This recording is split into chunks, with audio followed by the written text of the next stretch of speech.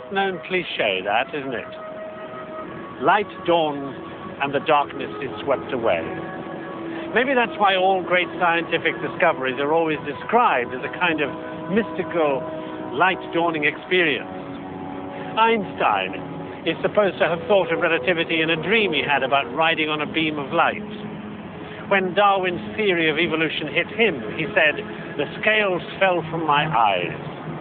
Gutenberg described the idea of the printing press as coming like a beam of light.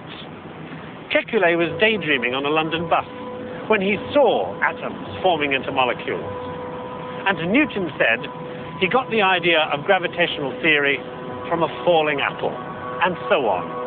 All flashes of insight, so to speak, great moments of discovery.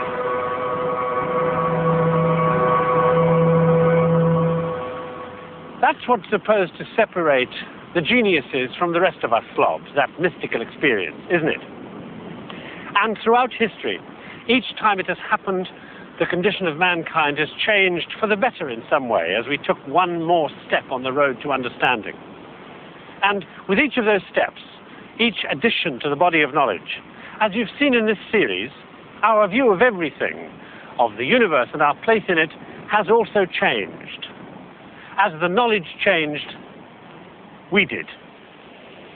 And if you look back, as we have, to the world of the past, we've come a tremendous way to our extraordinary high-tech world, full of innovation, of computers and laser beams and genetic engineering and artificial hearts.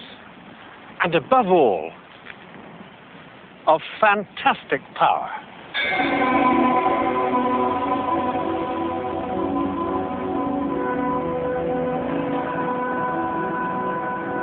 1,000 years ago, life was ruled by the mysterious and magical powers of nature.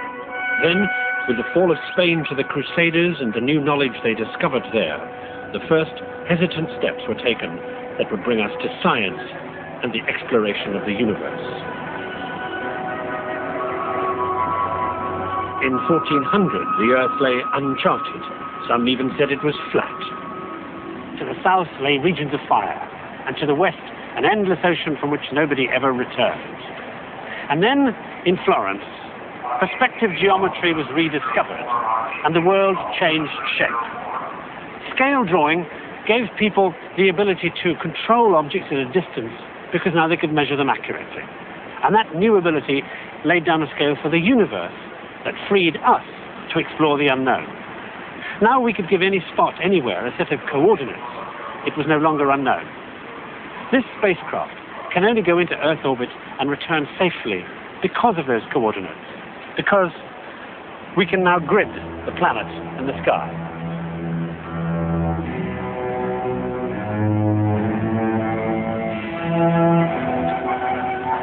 In the 15th century, the invention of printing took our memories away and gave us all standardized knowledge. Thanks to print, we have the know-how to fashion anything we want, and we live in a world of specialization and expertise where technology can make spaceships from 1 million interchangeable parts. Before the 16th century, we thought the sky was made of crystal spheres, that things moved up there because they somehow wanted to. Now, we write the equations that make the heavens work.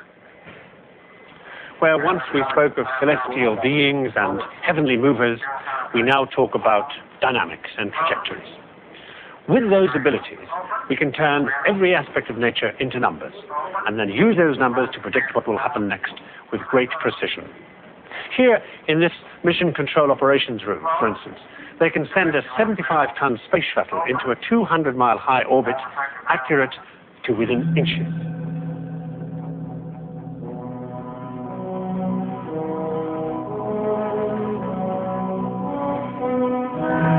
Until 250 years ago, we relied on the forces of nature as a source of power. Then, with the steam engine, came the ability to build and operate the most powerful machines in history that today take us off the planet out into space.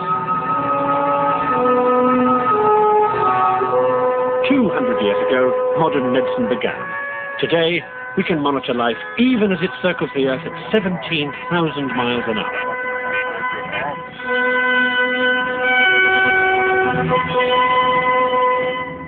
Subatomic physics brought nuclear energy. It unraveled the secret of life.